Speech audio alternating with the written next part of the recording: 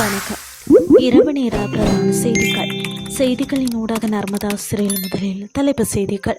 எரிபொருள் விநியோகத்திற்கான QR முறைமை மீண்டும் நடைமுறைக்க அரசு பேருந்துகளில் கட்டணம் செலுத்தும் முறையில் ஏற்படவுள்ள மாற்றம். கோர்முஸ் நீரிணை பதற்றத்தை தணிக்க இந்தியாவிற்கு அழைப்பு. இனி விரிவான செய்திகள். பண்டிகை காலத்தை முன்னிட்டு பெட்ரோல் வாகனங்களுக்கு வழங்கப்பட்டிருந்த தற்காலிக QR விலக்கு நடைமுறை நாளை நள்ளிரவுடன் நிறைவுக்கு வருகின்றது.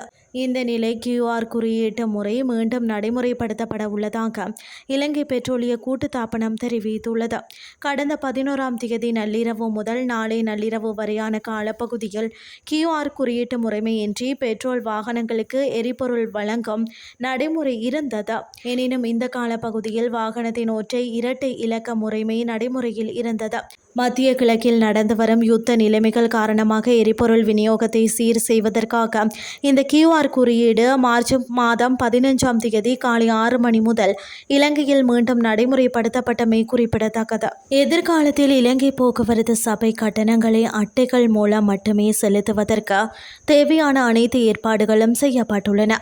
இதனை இலங்கை போக்குவரத்து சபை தலைவர் சஞ்சீவ கனகரத்ன தெரிவித்துள்ளார். அடுத்த சில மாதங்களில் SLTV சேவையில் இந்த புதிய முறை நடைமுறைப்படுத்தப்படும் என்று அவர் குறிப்பிட்டார்.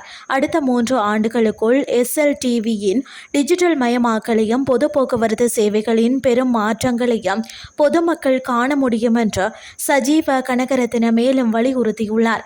இந்த நடவடிக்கை இலங்கையின் பொது போக்குவரத்து துறையை ஒரு புதிய தொழில்நுட்ப சகாப்தத்திற்குள் கொண்டு செல்வதாக கருதப்படுகிறது. இனி வெளிநாட்டு செய்திகள். கோர்முஸ் நீரிணை முன்னெடுப்பில் சேர இந்தியா அழைக்கப்பட்டுள்ளதாக தெரிவிக்கப்படுகிறது.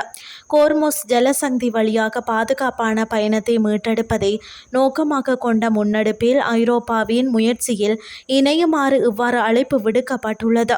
இந்த நிலையில் பிரித்தானியா மற்றும் பிரான்ஸ் ஆகிய நாடுகள் தங்களை அழைத்துள்ளதாக இந்தியா தெரிவித்துள்ளது.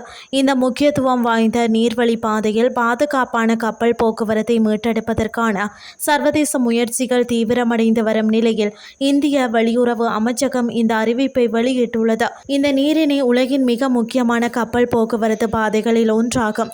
இது உலகளாவிய எண்ணெய் விநியோகத்தில் குறிப்பிடத்தக்க 20% கொண்டு செல்கின்றமை குறிப்பிடத்தக்கது. இத்துடன் செய்திகள் யாவும் நிறைவடைகின்றது. அடுத்து காலை 8:30 எதிர்பாருங்கள். நன்றி.